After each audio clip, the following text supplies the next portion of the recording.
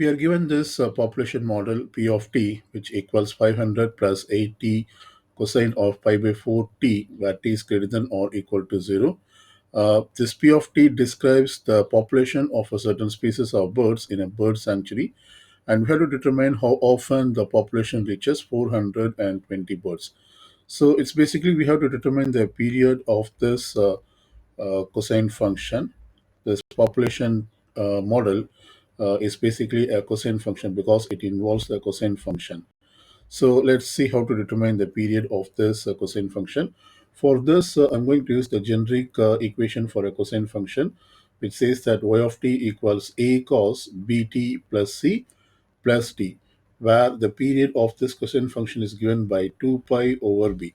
So basically, we have to identify b and then use this formula to determine the period of this cosine function. And so I'm comparing this population model with this generic cosine function. And when I do that, clearly I see this quantity, that is pi by 4 is b. So we write down b equals pi by 4. And this means we can determine the period using the formula. This equals 2 pi over b. So this equals 2 pi divided by b is pi by 4. So 2 pi divided by pi by 4.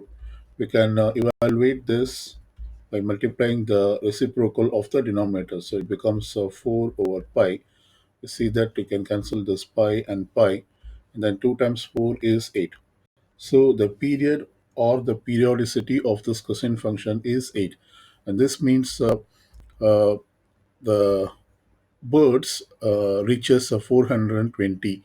The population reaches 420 birds for every 8 months. And this answers this question.